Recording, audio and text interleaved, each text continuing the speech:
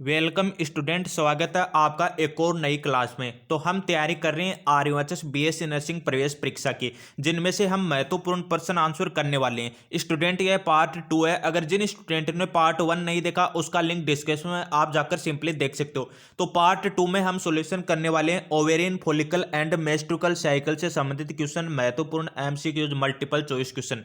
तो चलिए स्टूडेंट शुरू करते हैं बिना किसी देरी के। तो फर्स्ट क्वेश्चन आपकी स्क्रीन पर दिया हुआ है। एस्ट्रोजन मुख्य रूप से स्रावित किया जाता है, यानी कि एस्ट्रोजन किसके द्वारा स्रावित किया जाता है? कार्पस ल्यूटियम के द्वारा, ग्राफियन पुट्टिका के थिका इंटेना द्वारा, अंडाशय की जननिक उपकला के द्वारा, या फिर पीयूष ग्रंथि के द्वारा। बताइए स्टूडेंट, एस्ट्रोजन किसके द्वारा इनमें से जो है स्रावित किया जाता है? ऑप्शन आपके सामने है। यदि आपकी अच्छी प्रिपरेशन होगी तो आप सिंपली चूज कर सकते हो। तो स्टूडेंट इसका राइट ऑप्शन की बात करें, इसका राइट ऑप्शन होगा ऑप्शन सेकंड, ग्राफियन पुट्टिका की थिक्का एंटेना के द्वारा किसका निर्माण किया जाता है या कौन स्रावित होता है? एस्ट्रोजन स्रावित होता है। अगला क्वेश्चन है आपकी स्क्रीन पर। अगला क्वेश्चन है सेकंड नंबर का। एट्रेटिका पुट्टिका वह है, यानी कि जो एट्रेटिक पुट्टिका क्या होती है? जिसका पूर्ण रूप से परिवर्धन नहीं होता एवं विघटित हो जाती है, जिसका दूसरा नाम कार्पस ल्यूटियम है। ऑप्शन 3, जिसने अंडक को निष्कासित कर दिया है। ऑप्शन 4, ग्राफियन पुट्टिका। बताइए स्टूडेंट, एट्रेटिक पुट्टिका क्या है? आपको यह बताना है। आपके सामने 4 ऑप्शन है, करेक्ट आंसर चूज कीजिए फटाफट। बहुत ही इंपॉर्टेंट क्वेश्चन है आपके लिए आर्यवचस एग्जाम की दृष्टि से। तो इसका राइट ऑप्शन की बात करें, राइट ऑप्शन होगा ऑप्शन फर्स्ट, एट्रेटिक पुट्टिका क्या है? जिसका पूर्ण रूप से परिवर्धन नहीं होता और एवं विघटित हो जाती है, जो बीच में विघटित हो जाती है और पूर्ण रूप से परिवर्धन भी नहीं होता। अगले क्वेश्चन की ओर चलते हैं। अगला क्वेश्चन है आपके लिए, एक महिला के जीवन काल में लगभग कितने अंडे मुक्त किए जाते हैं? यानी कि एक सामान्य महिला है, उसके पूरे जीवन काल में कितने अंडाणु मुक्त किए जाते हैं? 40, 400, 4000, 20,000। बताइए स्टूडेंट, महिला के पूरे जीवन काल में कितने अंडे मुक्त किए जाते हैं? राइट आंसर आपको कमेंट में बताते जाना है। तो करेक्ट आंसर की बात करें इसके, तो इसका करेक्ट आंसर होगा ऑप्शन सेकंड, 400 अंडे मुक्त, यानी कि अंडाणु मुक्त किए जाते हैं एक महिला के औसतन जीवन काल में। अगले क्वेश्चन की ओर बढ़ते हैं। अगला क्वेश्चन है आपके सामने, कार्पस ल्यूटियम किसके द्वारा विकसित होता है? जो आपका कार्पस ल्यूटियम है वो किसके द्वारा विकसित होता है? ऑप्शन 1, उसाइट के द्वारा।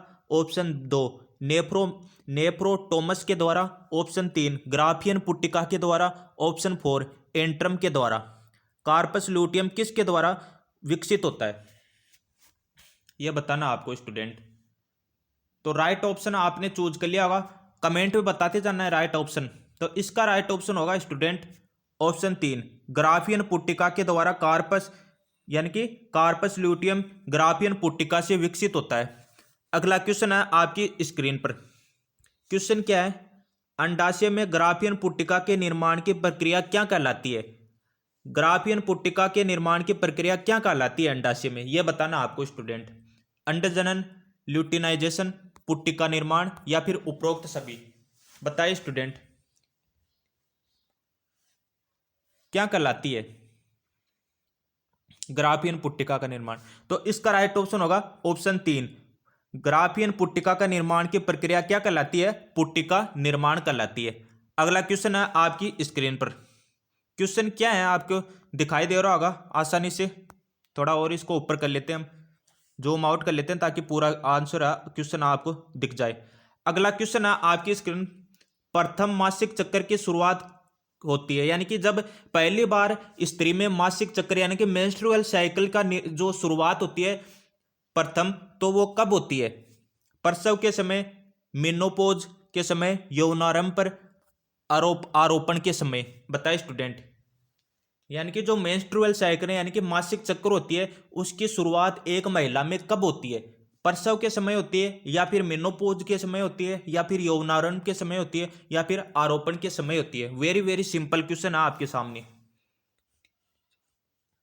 तो सभी को पता है जब यौनारंभ शुरू होता है यानी कि यौवन अवस्था शुरू होती है, तभी तो आपका जो है मेंस्ट्रुअल साइकिल है उसका जो है शुरुआत होती है। कितने दिन की होती है ये भी आपको याद रखना है। तो यहाँ पर देखिए नीचे ही क्वेश्चन आ गया जेस्ट, यानी कि जो मासिक चक्र है यौनारंभ पर शुरू होता है। और इसके नीचे वाला जस्ट क्वेश्चन है ऋतुस्राव चक्र किसे कहते हैं? मासिक चक्र को क्या कहते हैं? ऋतुस्राव चक्र। यह कितने दिन का होता है? 21 दिन का, 28 दिन का, 38 दिन का या फिर 40 दिन का? बताइए स्टूडेंट। दोनों सेम क्वेश्चन है। ऋतुस्राव चक्र कितने दिन का होता है? 21 दिन का, 28 दिन का, 38 दिन का, 40 दिन का? बताइए स्टूडेंट कितने दिन का होता है? तो इसके राइट ऑप्शन की बात करें, फटाफट आपको कमेंट करना, मैं आपको समय दे रहा हूं करेक्ट आंसर चूज करने का। तो इसका राइट ऑप्शन होगा, बताइए स्टूडेंट कौन सा होगा? आपको मैं समय दे रहा हूं। तो राइट ऑप्शन होगा ऑप्शन सेकंड, 28 दिन का। यानी कि जो ऋतुस्राव चक्र यानी कि मेंस्ट्रुअल साइकिल कितने दिन की होती है एक सामान्य महिला में? 28 दिन की होती है। याद रखना, वेरी वेरी इंपॉर्टेंट है। और ये कब कब शुरू होती है? यौनारंभ के समय। मासिक चक्र और ऋतुस्राव चक्र एक ही चक्र होते हैं। ये यौनारंभ में शुरू होता है और इसका कितने दिन की अवधि होती है? 28 दिन की अवधि होती है। अगला क्वेश्चन है आपकी स्क्रीन पर, वेरी वेरी इंपॉर्टेंट, 8 नंबर का। मुख्य रूप से कौन से प्रकार के हार्मोन मानव में मासिक चक्र यानी कि मेंस्ट्रुअल साइकिल जो 28 दिन का होता है, आपको सभी को पता है। ऋतुस्राव चक्र, मासिक चक्र एक ही होता है। यानी कि अब कहेंगे, अब काफी सारे स्टूडेंट पूछेंगे सर इस ऋतुस्राव चक्र को मासिक चक्र क्यों कहते हैं? क्योंकि मासिक का मतलब है महीना, यानी कि यह एक महीने का होता है, लगभग 28 दिन का, इसलिए इसे मासिक चक्र भी बोल सकते हैं। और यानी कि मासिक चक्र को कौन से हार्मोन नियंत्रित करता है? जो 28 दिन का होता है, इसे कौन सा हार्मोन नियंत्रित करता है? एफएसएच, एलएच, एफएसएच एवं एलएच एवं एंड्रोजन या फिर सिर्फ प्रोजेस्टेरोन? बताइए स्टूडेंट। ऑप्शन आपके सामने, right option, choose the right option. तो स्टूडेंट इसका राइट ऑप्शन चूज कर लिया होगा। इसका राइट ऑप्शन होगा student FSH, LH and estrogen. यानी कि ये 3 हार्मोन है जिसके द्वारा मासिक चक्र नियंत्रित किया जाता है। अपनी कॉपी में नोट कर लेना, एफएसएच, और दूसरा होता है आपका एलएच, और तीसरा होता है आपका एस्ट्रोजन। इन तीनों हार्मोन, ये देखिए यहां पर लिखा हुआ है, इन तीनों हार्मोन के द्वारा जो मासिक चक्र होता है 28 दिन का, वो नियंत्रित किया जाता है। अगले क्वेश्चन की ओर बढ़ते हैं। बहुत ही इंपॉर्टेंट क्वेश्चन आपकी दृष्टि से, इन्हें ध्यान रखना स्टूडेंट। हम आपके लिए पता नहीं कहां से क्वेश्चन उठाकर लेकर आते हैं, जो प्रीवियस ईयर के क्वेश्चन पेपर है, और भी हम जो विभिन्न प्रकार की किताबें हैं वहां से लेकर आते हैं। तो चलिए स्टूडेंट, अगला जो सेक्शन है हमारा आ रहा है टाइप ऑफ एग्स, यानी कि अंडे के प्रकार एंड फर्टिलाइजेशन निषेचन।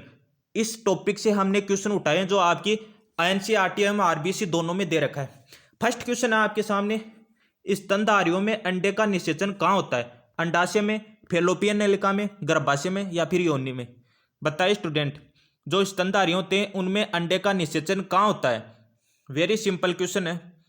यानी कि आपको यह बताना है कि निषेचन कहाँ होता है, अंडाशय में, फैलोपियन नलिका में, गर्भाशय या फिर योनि में? तो इसका राइट ऑप्शन होगा फैलोपियन नलिका में। हमेशा ध्यान रखना, यह क्वेश्चन बहुत ही बार पूछा जा सकता है। इसमें अंडाशय में यानी कि जो मानव होता है उसमें फैलोपियन नलिका नहीं होती है क्या, वहां पर निषेचन होता है। और फैलोपियन, अब काफी बार ऐसे पूछ लेता है कि फैलोपियन नलिका में निषेचन कहाँ होता है, इसके अंदर भी क्वेश्चन पूछ लेता है। तो मेरे 2 शब्द याद रखना, फैलोपियन नलिका के अंदर कहाँ होता है? एक तो भाग होता है एम्पुला, अपनी कॉपी में नोट कर लेना। एक तो होता है एम्पुला और दूसरा होता है तुम्बिका। एम्पुला और तुम्बिका। यानी कि क्वेश्चन क्या है, स्तनधारियों में अंडे का निषेचन कहाँ होता है? फैलोपियन नलिका में। अब कई बार एग्जामिनर ऐसा क्वेश्चन पूछ लेता है कि फैलोपियन नलिका में निषेचन कहाँ होता है। तो आपको ये 2 भाग बताने हैं। फैलोपियन नलिका के अंदर ये 2 भाग होते हैं, एम्पुला और तुम्बिका। यहां पर क्या होता है? निषेचन की प्रक्रिया होती है। समझ में आ गया होगा सभी स्टूडेंटों को। अगला क्वेश्चन है आपकी स्क्रीन पर, निषेचन। यानी कि इसमें यह बताना है कि निषेचन क्या होता है। आपको 4 ऑप्शन दे रखे हैं, निषेचन क्या होता है, कौन सी परिभाषा निषेचन के लिए सही है। ऑप्शन 1 दे रखा है द्विगुणित स्पर्मेटोजोआ का द्विगुणित अंड से संयुग्मन द्वारा द्विगुणित युग्मनज का निर्माण होता है। ऑप्शन 2 दे रखा है अगुणित शुक्राणु के अगुणित अंड से संयुग्मन द्वारा अगुणित युग्मनज का निर्माण होता है। ऑप्शन 3 अगुणित शुक्राणु के अगुणित अंड से संयुग्मन द्वारा द्विगुणित युग्मनज का निर्माण होता है। ऑप्शन 3 दे रखा है द्विगुणित शुक्राणु के अगुणित अंड से संयुग्मन द्वारा त्रिगुणित युग्मनज का निर्माण होता है। बताइए स्टूडेंट, निषेचन की कौन सी परिभाषा करेक्ट है आपकी नजर में? आपने निषेचन की यानी कि फर्टिलाइजेशन की आपने परिभाषा तो पढ़ी होगी, तो इसमें कौन सी करेक्ट है फर्टिलाइजेशन की परिभाषा, बताइए स्टूडेंट। तो इसके राइट ऑप्शन की बात करें तो आपको सभी को पता है इसका राइट ऑप्शन होगा ऑप्शन 3, क्योंकि आपको सभी को पता है शुक्राणु एक कैसी कोशिका है, अगुणित, और यहां पर अंडाणु भी कैसी कोशिका है, अगुणित। तो दोनों आपस में मिलकर यानी कि दोनों का संयुग्मन होकर द्विगुणित यानी कि द्विगुणित युग्मक का निर्माण करती है, यानी कि अगुणित शुक्राणु और यहां पर अगुणित अंडाणु दोनों आपस में संलयन होकर द्विगुणित क्या करती है, जो युग्मनज है उसका निर्माण करती है। तो इस प्रकार से आपको वहां पर समझ कर क्वेश्चन आंसर करने हैं। अगला क्वेश्चन है आपकी स्क्रीन पर, बहुत ही इंपॉर्टेंट है, थोड़ा मैं जूम आउट कर लेता हूं। क्वेश्चन है आपकी, बाह्य निषेचन उन जंतुओं में होता है, यानी कि बाह्य निषेचन किन जंतुओं में होता है। ऑप्शन 1 भूमि पर अंडे देते हैं, ऑप्शन 2 पानी में अंडे मुक्त करते हैं, ऑप्शन 3 विविपेरस होते हैं, ऑप्शन 4 ओविपेरस होते हैं। बताइए स्टूडेंट बाह्य निषेचन किन जंतुओं पर होता है, जो भूमि पर अंडे देते हैं, जो पानी में अंडे मुक्त करते हैं, जो विविपेरस होते हैं, या फिर जो ओविपेरस होते हैं। बताइए स्टूडेंट करेक्ट आंसर चूज कीजिए, इसमें कौन सा होगा।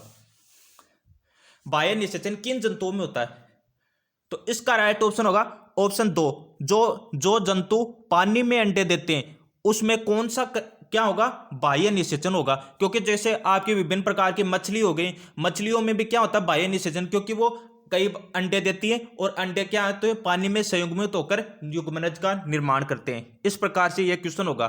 तो स्टूडेंट अब अगला सेक्शन आता है आपका, अगला सेक्शन हमने कहां से लिया है, यह देखिए अगला सेक्शन होता है pregnancy, embryonic development, placenta and parturitions. इस टॉपिक से हमने अगले आपके क्वेश्चन उठाए और इस टॉपिक से मैं गारंटी लेता हूं आपके लगभग 3 क्वेश्चन इस टॉपिक से पूछे जाएंगे, वो भी कितने नंबर के, 3 नंबर के क्वेश्चन आपसे पूछे जाएंगे। यदि हमारी क्लास आपने जिन स्टूडेंट ने पूरी देख ली है तो समझो उसके तो बहुत ही अच्छा हो रहा है, उसके लिए तो बहुत ही बेनिफिशियल हो रहा है, क्योंकि हम अलग अलग पेपरों से क्वेश्चन आंसर लेकर आ रहे हैं। तो चलिए यहाँ पर इस पेपर को शुरू करते हैं। यहाँ पर फर्स्ट क्वेश्चन है आपकी स्क्रीन पर, ऐसे पेपर आपको और कहीं देखने को नहीं मिलेंगे स्टूडेंट। फर्स्ट क्वेश्चन है आपके सामने, किस बुरणीय प्रावस्था के दौरान तीनों जर्म स्तरों का निर्माण होता है, यानी कि तीनों स्तर होते हैं, जो तीनों जर्म स्तर होते हैं किस अवस्था के दौरान उनका निर्माण होता है, मोरुला अवस्था के दौरान, ब्लास्टुला अवस्था के दौरान, गैस्ट्रुला अवस्था के दौरान, या किन्हीं 2 स्तरों में। बताइए स्टूडेंट, बताइए 3 जर्म स्तरों का निर्माण किस अवस्था में होता है, यह बताना है इसका राइट ऑप्शन। तो राइट ऑप्शन आपने चूज कर लिया होगा। तो इसका राइट ऑप्शन की बात करें तो इसका राइट ऑप्शन होगा मेरे my dear student gastrula. Gastrula एक ऐसी अवस्था है जिसमें 3 जर्म स्तरों का क्या होता है, निर्माण होता है। अगला क्वेश्चन आपके सामने, ब्लास्टोमेयर्स की गतियां सामान्यतः दिखाई देती हैं। जो एक अवस्था होती है ब्लास्टोमेयर्स, उसकी गतियां कैसी दिखाई देती है, यानी कि किस में दिखाई देती है, मोरुला में, ब्लास्टोमा में, गैस्ट्रुला में, या फिर सभी बुरणीय अवस्था में। बताइए स्टूडेंट ब्लास्टोमेयर्स किस अवस्था में दिखाई देती है, मोरुला में, ब्लास्टुला में, गैस्ट्रुला में, या सभी बुरणीय अवस्था में। कमेंट करके बताना फटाफट। और यह क्वेश्चन आपको भूलने नहीं है, यदि एक बार में यह क्वेश्चन याद नहीं है तो वीडियो को दोबारा देख लेना। लेकिन मैं गारंटी से कह रहा हूं जो स्टूडेंट बीएससी नर्सिंग की तैयारी कर रहे हैं प्लीज उनसे रिक्वेस्ट है ऐसे क्वेश्चनों को छोड़ना मत, वरना आप बहुत कुछ गवा रहे हो, समझ लेना। तो इसका राइट ऑप्शन की बात करें, इसका राइट ऑप्शन होगा ऑप्शन 3, गैस्ट्रुला एक ऐसी अवस्था है जिसमें ब्लास्टोमेयर्स सामान्यतः दिखाई देती है, यानी कि जो ब्लास्टोमेयर्स की गतियां हैं वो दिखाई देती है। अगला क्वेश्चन आपके सामने, क्वेश्चन नंबर 3 पर चलते हैं। मानव भ्रूण की प्रथम गतियां, यानी कि जो मानव का भ्रूण होता है उसकी पहली गति सिर पर बाल, जो सिर पर बाल होते हैं गर्भावस्था के कौन से माह में दिखाई देते हैं। यानी कि एक मानव भ्रूण होता है, यानी कि कोई भी बच्चा होता है जो क्या होता है गर्भाशय में बच्चा होता है, यानी कि भ्रूण होता है। आपको पता है बच्चे को भ्रूण बोलते हैं गर्भाशय अवस्था में।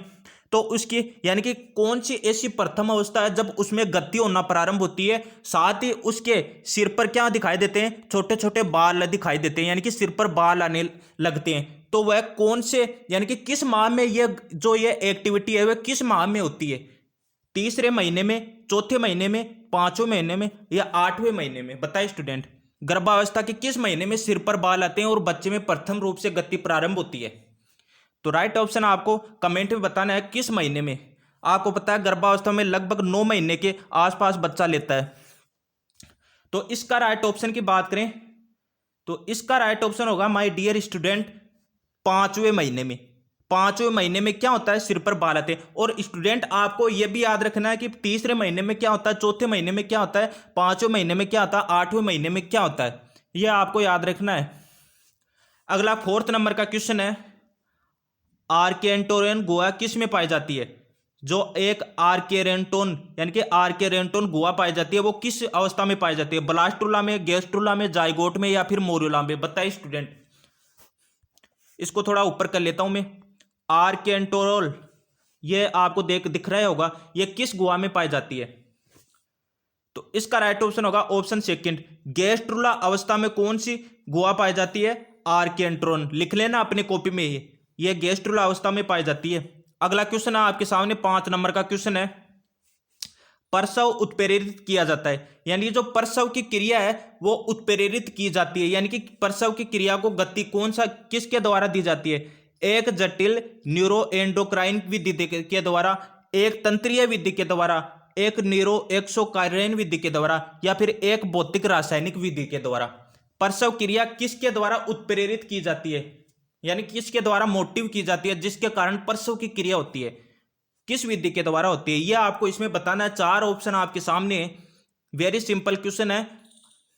तो इसका राइट ऑप्शन की बात करें माय डियर स्टूडेंट, इसका राइट ऑप्शन होगा, चूज कर लिया होगा, तो इसका राइट ऑप्शन होगा यहां पर ऑप्शन फर्स्ट, एक जटिल न्यूरो एंडोक्राइन विधि के द्वारा किसे उत्प्रेरित किया जाता है, प्रसव को उत्प्रेरित किया जाता है।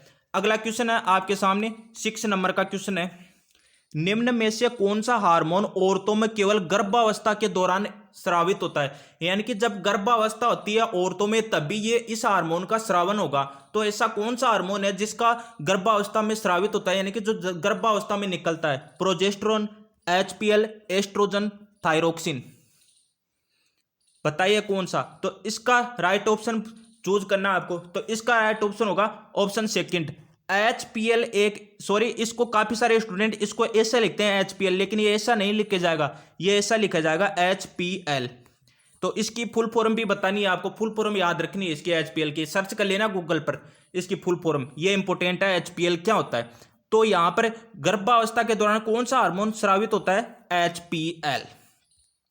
तो स्टूडेंट इसकी आंसर की आपके सामने नीचे दी हुई है, ये देखिए, ये पूरा हमने पेपर सॉल्यूशन कर लिया। पार्ट फर्स्ट आज सुबह मैंने करवा दिया था और ये पार्ट सेकंड है। यहाँ पर देखिए ये पार्ट जो है मेल रिप्रोडक्टिव सिस्टम और यहाँ पर ये दूसरा है फीमेल रिप्रोडक्टिव सिस्टम, वो ये भी हमने करवा दिया था। और ये पेपर है जो मैं आपको जल्दी उपलब्ध करवा दूंगा स्टूडेंट, केवल आपको ये पेपर जल्दी उपलब्ध करवा दूंगा। ये पेपर हमारे जल्दी हमारे टेलीग्राम चैनल पर आपको मिल जाएगा।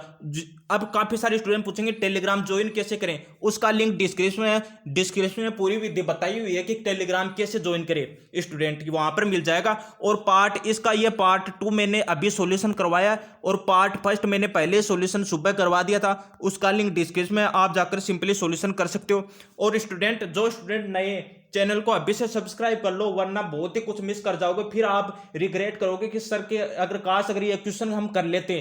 तो स्टूडेंट ये जितने भी मैं बायो के क्वेश्चन करवा रहा हूँ ये मैं खोज कर लेकर आ रहा हूँ पुरानी किताबों से, तो ये वेरी वेरी इंपॉर्टेंट है। तो स्टूडेंट आज के लिए इतना ही। जो नए स्टूडेंट है वो चैनल को सब्सक्राइब जरूर करिए, और जो पुराने वाले स्टूडेंट है प्लीज जिसको वीडियो पसंद आया प्लीज वीडियो को लाइक जरूर कीजिए, क्योंकि आप जैसे ही लाइक करोगे केवल आपको एक बटन दबाना पड़ता है और हमें बहुत ही मोटिव मिलता है आपके लिए और भी अधिक जो है नई नई चीजें लाने के लिए। तो स्टूडेंट इस वीडियो में इतना ही, मिलते हैं अगले वीडियो में। जय हिंद, वंदे मातरम।